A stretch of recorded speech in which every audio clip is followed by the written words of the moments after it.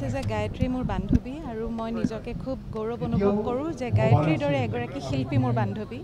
আৰু আজি সঁচাকৈ আমি অনুভৱ কৰিছোঁ যে সঁচাকৈ কি যে অপূৰ্ব কণ্ঠ আৰু গায়ত্ৰী যে সঁচা অৰ্থত এগৰাকী শিল্পী আছিলে সেয়া কিন্তু গায়ত্ৰীয়ে প্ৰমাণ কৰি দিছে কাৰণ গায়ত্ৰীৰ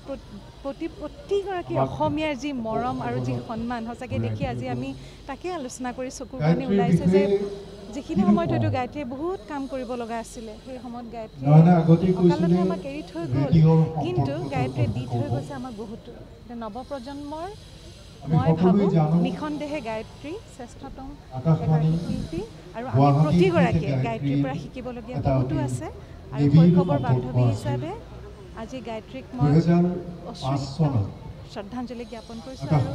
তাতকৈ বেছি ক'বলৈ দেখোন আজি মনেই যোৱা নাই খুব বেয়া মানে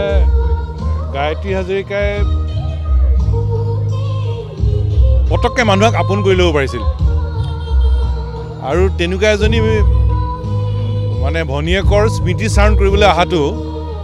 বৰ কষ্টকৰ কাম এইটো আৰু ইয়াতে বহি তাকে ভাবি আছোঁ যে গায়ত্ৰীৰ কাৰণে মানে শ্ৰদ্ধাঞ্জলি খুব কষ্টকৰ এটা কাম মানে কলাৰ বাবে কলা মানুহৰ বাবে কলা আৰু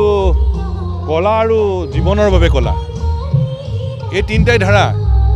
কলাৰ বাবে কলা জীৱনৰ বাবে কলা আৰু কলা আৰু জীৱনৰ বাবে কলা এই তিনিটা ধাৰাক যদি আগুৱাবলগীয়া হয় তেতিয়াহ'লে গায়ত্ৰী হাজৰিকাই সাধনা আৰু দায়বদ্ধতাৰে নিজৰ যাত্ৰা আগুৱাই লৈ গৈছিল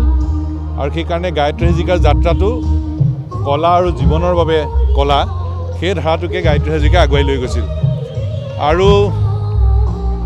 গায়ত্ৰী হাজৰিকা আজি আমাৰ মাজত নাই কিন্তু খুব কম সময়ৰ ভিতৰতে তেখেতে অসমৰ ৰাইজক বহুখিনি দি থৈ গ'ল কিন্তু আমি অসমীয়া আৰু বহুত পাবলৈ থাকিল গায়ত্ৰীৰ পৰা আৰু আজিৰ তাৰিখত ক'বলৈ মন যায় যে আমাক এজাক ৰ'দ লাগে মনৰ বাকৰি উজ্বলোৱা ৰ'দ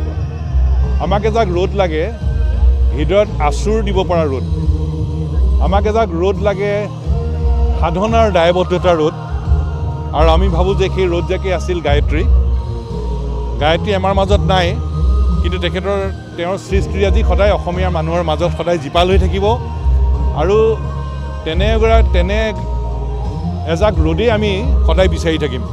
গায়ত্ৰীৰ যিখিনি সৃষ্টি সেইটো এটা সংকলন কৰাটো অত্যন্ত প্ৰয়োজন তাইক ভাল পাওঁ সেইকাৰণে আহিছোঁ আৰু আহি